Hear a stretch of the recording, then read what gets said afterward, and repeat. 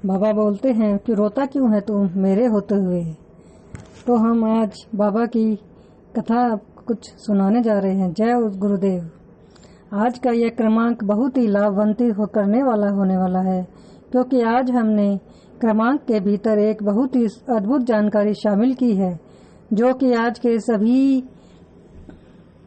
दर्शकों के लिए, चाहे वो नए दर्शक हो या पुराने दर्शक हो, सभी दर्शकों के लिए आज बहुत ही अद्भुत होने वाला है। क्योंकि आज हम उजागर करने वाले हैं एक ऐसी बात को जो कि आप सभी के लिए, महाराज जी से जुड़ने वाले हर भक्त के लिए बहुत बहुत अद्भुत होगी। तो आइए क्रमांक को प्रारंभ करते हैं और क्रमांक को पूर्ण अवश्य देखिए ताकि संपूर्ण जानकारी अवगत हो पाए। महाराज जी से जुड़ने वाले हर भक्त के मन में एक बात हमेशा घर कर जाती है कि महाराज जी का सानिध्य और बहुत ही अद्भुत है, और जी महाराज जी के सानिध्य में आने के बाद निश्चित ही हमारे जीवन में बहुत ही अच्छे अच्छे काम हो जाएंगे। लेकिन क्योंकि जीवन यह परिवर्तनशील है और जीवन में सुख और दुख का आना जरूरी है, और जीवन के हर पग पर अच्छा मार्गदर्शन कर मिलना भी बहुत जरूरी है।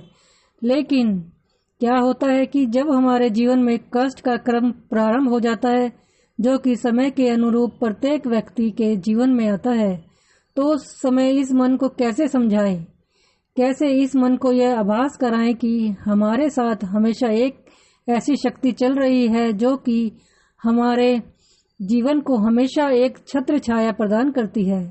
और महाराज जी इस पर आपके लिए क्या तर्क करते हैं कि किस प्रकार से आप इस मन को, इस मस्तिष्क को इस बात के लिए आश्वस्त कर दें कि आपके जीवन में कुछ भी अनिश्चित नहीं होगा। देखिए, आप किसी न किसी प्रकार से अपने विचारों से अपने हृदय को तो यह बात समझा सकते हैं, लेकिन मन जो होता है ना, वह बहुत ही विचलित होता है। और मन जो होता है वह जल की धारा के समान होता है, तो प्रवाह बढ़ती रहती है, घटती रहती है। तो इसलिए मन भी आपकी बात में आ जाए, इसके लिए क्या करना चाहिए? एक युक्ति होनी चाहिए। महाराज जी एक बात कहते हैं कि अगर आप बहुत ज्यादा आध्यात्मिक प्रवृत्ति के व्यक्ति हैं, हमेशा आध्यात्म में लगे रहते हैं और अध्यात्म की शक्ति से अपने जीवन में आगे बढ़ रहे हैं, तो आपके लिए यह बहुत आसान है। लेकिन क्या हो कि यदि आप आध्यात्म के लिए ज्यादा समय नहीं निकाल पाते, ज्यादा पूजा पाठ करने की प्रवृत्ति भी मन में नहीं है, केवल और केवल महाराज जी का हाथ थाम रखा है, तो परेशानियों से पार पाने का माध्यम भी क्या होना चाहिए? महाराज जी कहते हैं कि आप यदि मुझसे जुड़े हुए हैं, यदि आपने मुझे स्वयं को पूर्णता कह रखा या समर्पित कर दिया है, तो आपके लिए हर प्रकार का धाम भी मैं हूँ, हर प्रकार का ज्ञान भी मैं ही हूँ, हर प्रकार की युक्ति भी मैं हूँ। इसलिए स्वयं के मन को पूरी तरह से महाराज जी में समर्पित कर दीजिए। जिस प्रकार से आपने अपना जीवन महाराज जी को समर्पित कर दीजिए, तो उसका ना मन कभी विचलित कर पाएगा और ना ही बुद्धि विचलित कर पाएगी। हमेशा एक स्थिरता और अवस्था में आप रहेंगे।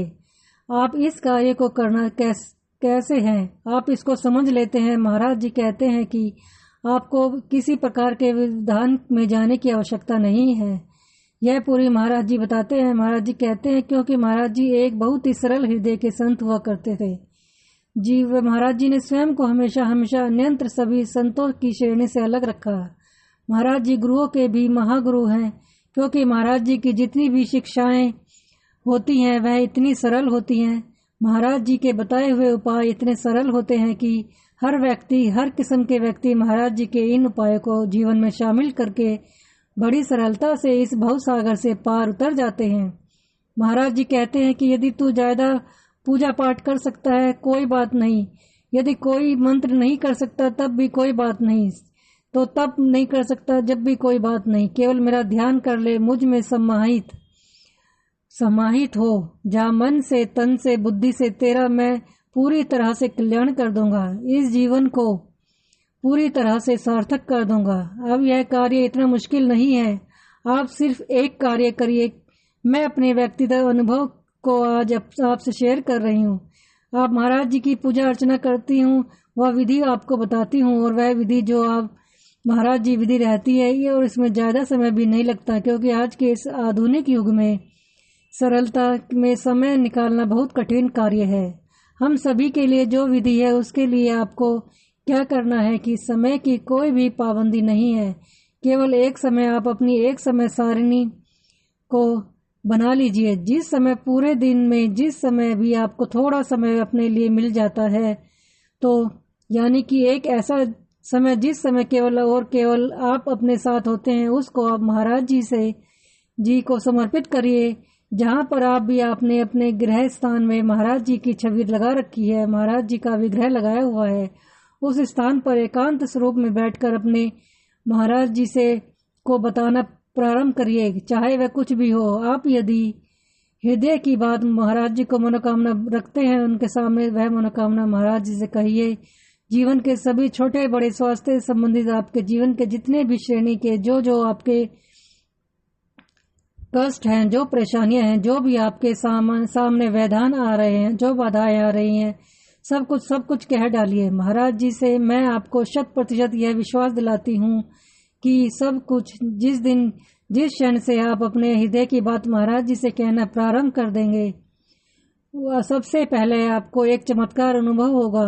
वह जो कि कुंठा जो मन में एक भारीपन रहता है अपनी परेशानी के चलते, मस्तिष्क में जो बोझ रहता है, वह हृदय का बोझ, वह मस्तिष्क का बोझ स्वतः ही हल्का हो जाएगा। उस दिन आपको यह लगेगा, उस क्षण यह लगेगा कि जैसे आपके जीवन का सारा बोझ आपके शरीर से, आपके मस्तिष्क से उतर गया है। यह पहला चमत्कार है। जब आप महाराज जी से अपने हृदय की बात कहेंगे, आप बहुत ही अद्भुत अनुभव करेंगे। यह अनुभव पहले आपने कभी नहीं किया होगा। पहला सबसे सरल कार्य है। दूसरा, एक प्रार्थना का क्रम बनाइए। प्रार्थनाएं देखिए अपने शब्दों में कही जाए तो बहुत ही अद्भुत है। हमारे पास प्रतिदिन सैकड़ों अन्य संदेश भी आते हैं। अन्य भक्तों के देश विदेश की प्रार्थनाएं कैसे करनी चाहिए, कौन सी प्रार्थना महाराज जी स्वीकार करते हैं।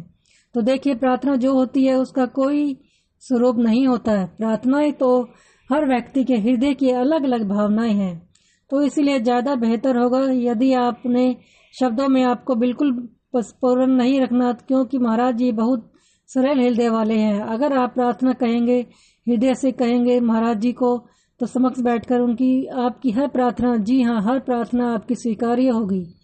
महाराज जी का यही सबसे अद्भुत चमत्कार है कि महाराज जी कहते हैं कि एक बार एक पग यदि तू मेरी ओर बढ़ाता है, तो सैकड़ों पग मैं तेरे पास चलकर स्वयं आता हूँ। क्योंकि पहला कदम हमेशा मुश्किल होता है। आपने सभी ने सुना होगा कि जीवन में परिवर्तन के लिए उठाया हुआ पहला कदम ही सबसे महत्वपूर्ण होता है, और पहला कदम उठाना ही सबसे कठिन होता है। तो इसलिए जब आप एक पग रखते हैं, तो महाराज जी स्वयं अनेक पग आपके पास चलकर स्वयं आते हैं। आपको ऐसा लगता है, बहुत से लोग, बहुत से अन्य भक्त एक बात लिखते हैं कि महाराज जी को हम अनेकों प्रार्थनाएं कर चुके हैं, लेकिन महाराज जी हमारी कभी बात सुनते ही नहीं। तो आप एक बार एक स्वयं पूछ कर देखिए, क्या कभी हृदय से हृदय का स्पर्श हुआ है?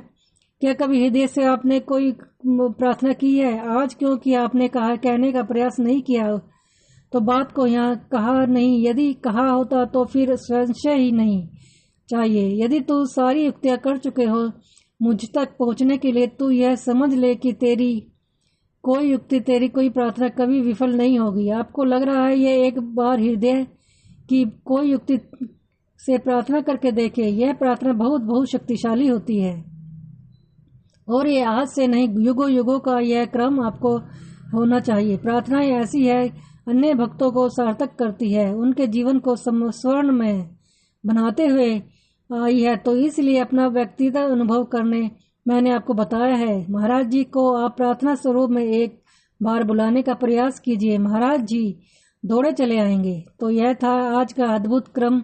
आशा करते हैं क्रमांक आपको बहुत लाभान्वित करने वाला हो। इसी कामना के साथ विदा लेते हैं। प्रार्थना का यही प्रार्थना करूंगी कि महाराज जी सभी के अन्य सभी की प्रार्थना स्वीकार करें, और महाराज जी को संपूर्ण लोक का कल्याण हो, इसी कामना के साथ विदा चाहते हैं। धन्यवाद।